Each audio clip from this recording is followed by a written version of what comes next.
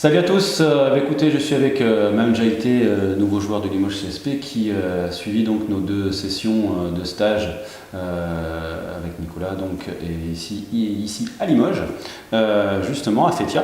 Mme, je repose ma question aussi, dans l'ensemble, comment as-tu trouvé les deux sessions de stage avec Nicolas Jaïté? Si j'ai un mot à retenir, un mot pour décrire ça, c'est beaucoup de renseignements. Je pense que chaque jour a été riche en apprentissage, en prise de conscience. Et ça, c'est quelque chose qui est déterminant pour moi, hein, qui cherche à bâtir une carrière, à bâtir quelque chose de solide. Et c'est vraiment ce qu'il me fallait. Je pense que je m'attendais à quelque chose et ça a été largement au-delà de ce à quoi je m'attendais.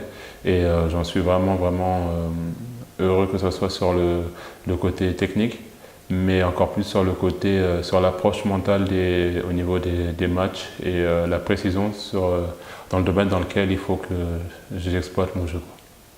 Ce qu'on dit aussi, c'est que voilà, même si c'est un stage sur le shoot, il y a évidemment l'aspect technique, l'aspect plus ou moins tactique, voilà, et l'aspect mental, même peut-être un peu d'aspect physique. Pour toi, comment tu as vu justement toutes ces phases du shoot? C'est ça, je pense que moi, de nom, je m'attendais juste à un simple stage de shoot, un petit peu comme on peut voir un peu partout. Et j'étais totalement surpris dès la première séance où j'étais quand même bien épuisé physiquement et de plus mentalement parce que ça demande beaucoup de concentration parce que c'est pas mal dans la tête et beaucoup de recherche de sensations. Et aussi le fait d'aller chercher des mouvements qu'on n'a pas l'habitude de faire, ça sollicite différents muscles. Donc au-delà de la technique de shoot à l'état pur, ça englobe ce côté technique, ce côté physique et mental. Et c'est quelque chose qui est primordial si on compte un jour avoir un shoot fiable. Ok. Tu as fait évidemment donc 2 fois 6 jours avec des exercices techniques qui sont en général différents. Pour toi, est-ce que c'est des exercices techniques que tu avais déjà fait ou que tu n'avais jamais fait? C'est des exercices que j'avais jamais fait. J'aurais jamais imaginé même des exercices comme ça. Pourtant, une fois qu'on a commencé à les faire, ça avait tout son sens, ça paraissait évident. Et c'est un petit peu le même exemple quand on est à l'école et qu'on a un exercice de mathématiques et qu'on n'arrive pas à trouver la solution.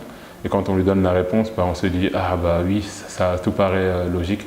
Là, c'est vraiment la même chose. Je me dis pourquoi est-ce que j'ai pas su penser comme ça avant et que j'ai pas su voir les choses comme ça auparavant. Ça paraît assez évident et surtout tout est expliqué quoi. Donc tu sais ce que tu fais et tu sais pourquoi tu le fais. Et je pense que à partir du moment où tu travailles des choses et tu sais pourquoi tu les fais, il manque plus qu'une chose, c'est à toi en tant que joueur de prendre la responsabilité de le faire quand tu auras le contexte un peu chaud, la pression, le contexte d'équipe, ça sera à toi de devoir prendre des responsabilités pour le faire. Et ça, personne d'autre pourra le faire à ta place. Et par rapport à ça, il faudra être prêt à assumer qu'on réussisse ou qu'on ne réussisse pas, quoi.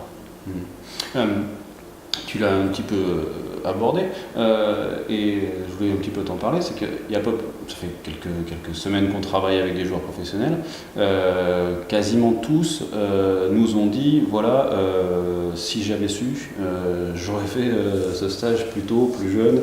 Qu'est-ce que tu en penses? Est-ce que tu confirmes?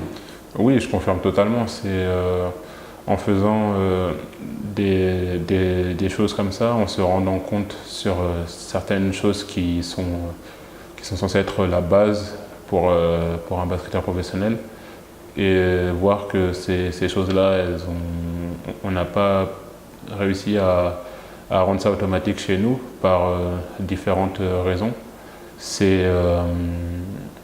Je dirais pas des regrets parce que c'est un peu fort, mais il y a ce côté un petit peu pincement dans le cœur où on se dit si je l'avais fait avant, aujourd'hui à cette heure-ci, ça serait automatique. Et je pense que par rapport à ça, voilà, moi, ma réponse par rapport à ça, je me dis juste que je l'ai su maintenant.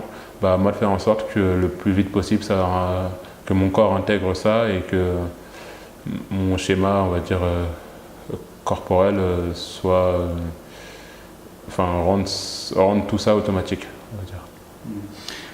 Justement sur ça, sans dire que, comme tu dis, tu as beaucoup de regrets, mais si tu avais un exemple de quelque chose que tu as, qu'on t'a enseigné, que tu as appris sur ce stage, sur une chose que tu aurais aimé vraiment savoir plus tôt, ou avoir vu plus tôt, avoir travaillé plus tôt. Si j'ai une chose que je dois retenir de ça, la chose principale, ça serait savoir dans quel domaine est-ce que je suis efficace et dans quel domaine je suis pas efficace.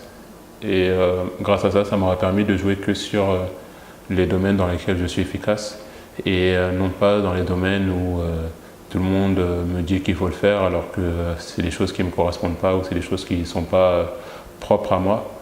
Et en se rendant compte de ça, en le voyant ici, ça te permet de te concentrer que sur ça et d'être vraiment focalisé que sur ça et rien d'autre, quoi.